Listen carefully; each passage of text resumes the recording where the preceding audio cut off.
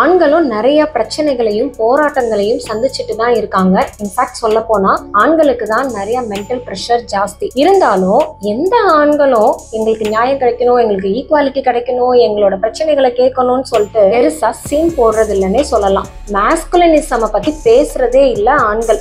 ஆனா பெண்கள் மட்டும் எதுக்காக ஃபெமினிசம் பத்தி பேசுறது, பெண்களுக்கான உரிமை, பெண்களுக்கான போராட்டம் அப்படின்றத ரொம்ப வலியுறுத்திட்டு இருக்காங்கன்னு தெரியல.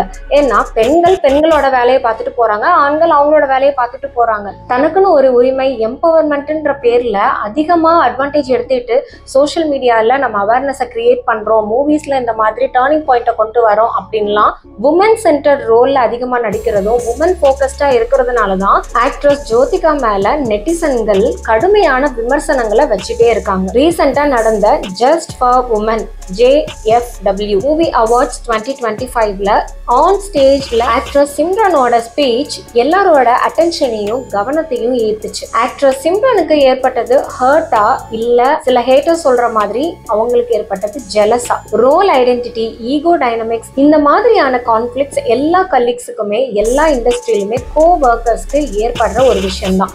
ஆனா இங்க இவங்களுக்கு நடந்தது என்ன? ஆக்ட்ரஸ் சிம்ரன் யார இன்டைரக்டா டைரக்டா மீன் பண்றாங்கன்னு தெரியுமா?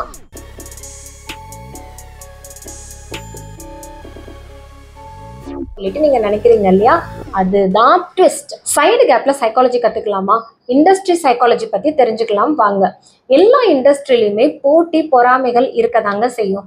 காம்படிஷனா இருந்தா பரவாயில்ல, ஆனா அது கம்பேரிஷனா மாறி அவங்களோட ஸ்கில்ஸையும் அவங்க டேலண்ட்ஸையும் எப்படி வெளிப்படுத்துறாங்க, அது மற்றவங்களோட கம்பேர் பண்ணி தன்னையும் தன்னை சுத்தி இருக்கிறவங்களோட ஃப்ரெண்ட்ஷிப்பையும் ஸ்பாயில் பண்ற அளவுக்கு கூட போயிடுறாங்க. ரீசெண்டா நடந்த இந்த JFW just for women movie awards 2025 அந்த ஷோல ஆன் ஸ்டேஜ்ல ஆக்ட்ரஸ் சிம்ரன் கொடுத்த போல்டு ஸ்பீச் அதுதான் இன்ஸ்பைரிங்காகவும் இருந்துச்சு.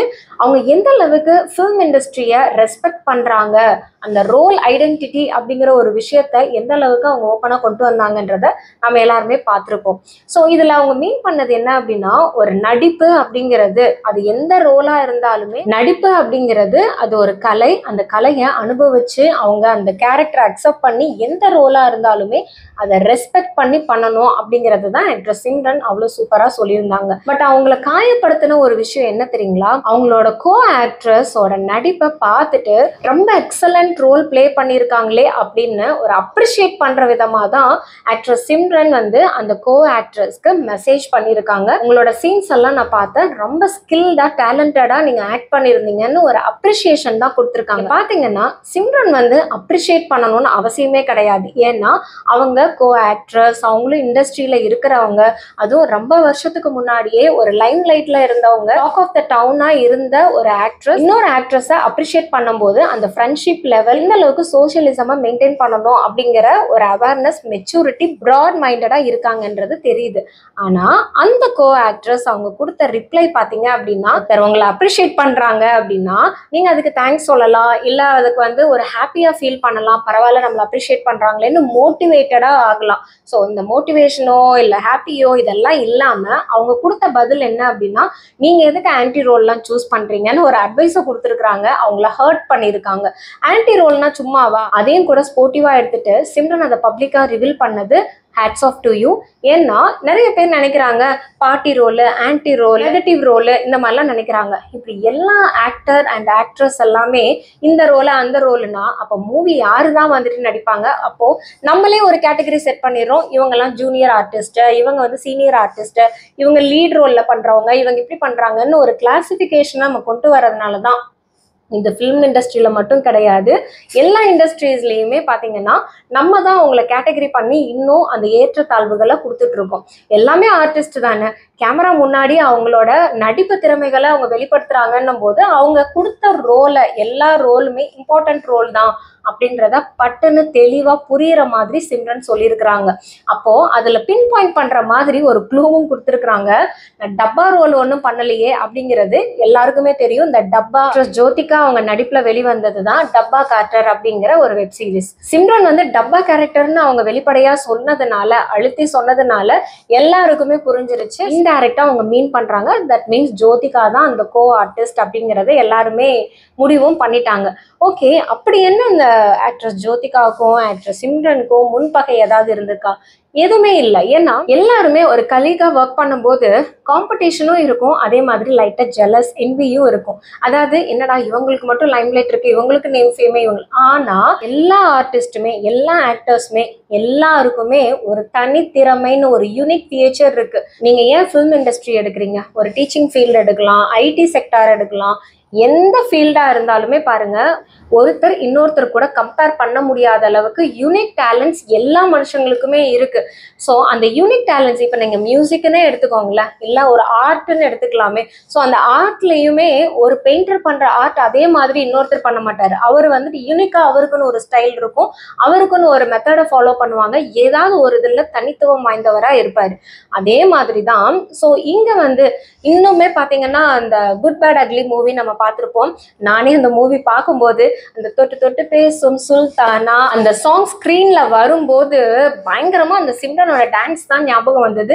So even though Priya warrior அங்க டான்ஸ் ஆடி இருந்தாலுமே நம்மளுக்கு நினைவு கூர்ந்தது யாரு? சிம்ரன் தான். சிம்ரனோட அந்த scene, comeback scene good bad அக்லில பாத்தீங்கன்னா பயங்கரமா இருக்கும். அந்த ஒரு வைப் தாங்க முடியாத அளவுக்கு இருக்கும். அண்ட் இன்னொரு விஷயமும் சிம்ரன் சொல்லியிருப்பாங்க, நான் கன்னத்தில் முத்தமிட்டால் படத்துல கூட நான் அம்மா கேரக்டர் தான் நான் பண்ணேன். ஸோ அப்ப அந்த கேரக்டருக்கு நான் வேல்யூ கொடுக்கறதுக்காக தான் நடிக்கிறேன், என்னோட நடிப்பை நான் மதிக்கிறேன். ஆனா இதை வந்து விமர்சிக்கிற வரைக்கும் ஆன்டி கேரக்டர், அம்மா கேரக்டர், பாட்டி கேரக்டர்லாம் நான் பார்க்கல, எனக்கு கொடுத்த வாய்ப்பை நான் பெஸ்டா பண்ணணும்னு நினைக்கிறேன் அப்படிங்கிறத சூப்பரா சொல்லியிருக்காங்க. ஸோ இதே தான் நான் சொல்றேன், இமோஷனல் போலரைசேஷன். சைக்காலஜில சொல்ல போனா மாஸ்லோஸ் எஸ்டீம் நீட்ஸ், அந்த மாஸ்லோஸோட ஹைரார்கியில பாத்தீங்கன்னா நம்ம பேசிக் நீட்ஸ் ஃபுல்ஃபில் ஆனதுக்கு அப்புறமா நம்மளோட செல்ஃப் எஸ்டீம், சோஷியல் நீட்ஸ் என்ன, இதுதான் மனசு தேட ஆரம்பிக்கும். ஸோ அப்போ இவங்கெல்லாம் வந்து ஒரு ஸ்டாரா வேர்ல்ட் லெவல்ல ஃபேமா லைம்லைட்ல இருந்த ஆர்டிஸ்ட் அண்ட் ஸ்டார்ஸ் அவங்க. ஸோ அவங்களுக்கு இப்போ ஒரு ரொம்ப வருஷம் கேப் ஆனதுக்கு அப்புறம் திருப்பி ரீஎன்ட்ரி வரும்போது சொசைட்டிலயோ இல்லை கோ ஸ்டார்ஸோ உங்களுக்குள்ள விளையாட்டுக்கு சொன்னாலோ இல்லை டிமோட்டிவேட் பண்ற மாதிரி சொன்னாலோ அது ரொம்ப ஹர்ட்டா தானே இருக்கும். ஸோ இந்த மாதிரி உங்களோட ஃபீல்ட்லையும் உங்களோட கலீக் இல்லை உங்களை சுற்றி இருக்கிறவங்க உங்களோட கோ ஒர்க்கர்ஸ் யாராவது ஏதாவது சொல்றாங்கன்னா தட்டி விட்டுட்டு போயிட்டே இருங்க. அதுக்கெல்லாம் காது கொடுத்து அதை திருப்பி டீட்டெயில்டா நீங்க யோசிச்சு உங்களோட வளர்ச்சியை முட்டுக்கட்ட போடுற மாதிரி உங்களுக்கு நீங்களே தடங்களா இருக்காதீங்க. இது எதையுமே never mind, keep going and keep achieving your goals. அதே மாதிரி எங்கேயுமே ஃபெமினிசம் பேசுறதோ மேஸ்குலினிசம் பேசுறதோ இதெல்லாம் வேண்டாம். மேலா இருந்தாலும் ஃபீமேலா இருந்தாலுமே அவங்கள இமோஷனல் ஸ்டேட்டஸ் அப்படிங்கிறது அது அவங்களுக்கு தான் புரியும். ஏன்னா ஒரு இண்டிவிஜுவல் பர்சனா, அதாவது தனி நபரா அவங்களுக்கு ஏற்படுற மன உளைச்சல், அவங்களுக்கு ஏற்படுற பிரச்சனைகள், அவங்க எந்த மாதிரியான ஒரு ட்ராமால இருக்காங்க அப்படிங்கிறது அது ஆணா இருந்தாலும் பெண்ணா இருந்தாலும் அது அவங்களோட தனி வழி தான். அதை நம்ம புரிஞ்சுக்கிட்டோம்னா எம்பத்தட்டிக்கலா அவங்களுக்கு ஒரு சப்போர்ட் பண்ணலாம். அப்படி புரியலையா அவங்கள வந்து ஹர்ட் பண்றதோ இல்லை நான் வந்து பெண்களுக்காக போராடுறேன், ஆண்களுக்காக போராடுறேன், யாருக்காகவும் போராடாதீங்க. உங்க வாழ்க்கைக்காக நீங்க போராடுங்க. ஃபர்ஸ்ட் நம்மளோட வாழ்க்கையை நம்ம பார்க்கணும்னு நினைச்சோம்னாலே எல்லாருமே, இது செல்ஃபிஷ் கிடையாது. ஸோ இதை வந்து நம்மளை பார்த்துட்டு போனா மற்றவங்களுக்கு யாரு போராடுவா அப்படிங்கிறது கிடையாது. நீங்க ஒவ்வொருத்தரும் தனிநபரா ஒரு செல்ஃப் சாட்டிஸ்ஃபைட் பர்சனா இருக்கீங்க அப்படின்னாலே ஆட்டோமேட்டிக்கா ஒருத்தருக்கு ஒருத்தர் ஹெல்ப் பண்ணி லிஃப்ட் பண்ணுவோமே தவிர அதை வந்து குரூப்பிசம் ஆக்க மாட்டோம். இந்த மாதிரியான current affairs, trending related psychological இன்ஃபர்மேஷனுக்கு நம்ம சேனல்ல மறக்காம சப்ஸ்கிரைப் பண்ணிக்கோங்க. உங்களுக்கு பர்சனலா ஏதாவது கவுன்சிலிங் வேணும் அண்ட் ஏதாவது சஜஷன்ஸ் வேணும் அப்படின்னா என்னோட பர்சனல் மெயில் ஐடிக்கு உங்களோட குவரிஸை ட்ராப் பண்ணுங்க. காமனான கேள்விகளா இருந்தது கமெண்ட்ல உங்க கேள்விகளை பதிவு பண்ணுங்க. அண்ட் நெக்ஸ்ட் வீடியோல அதுக்கான பதிலோட வரேன். Until then take care of your mental health. நன்றி, வணக்கம்.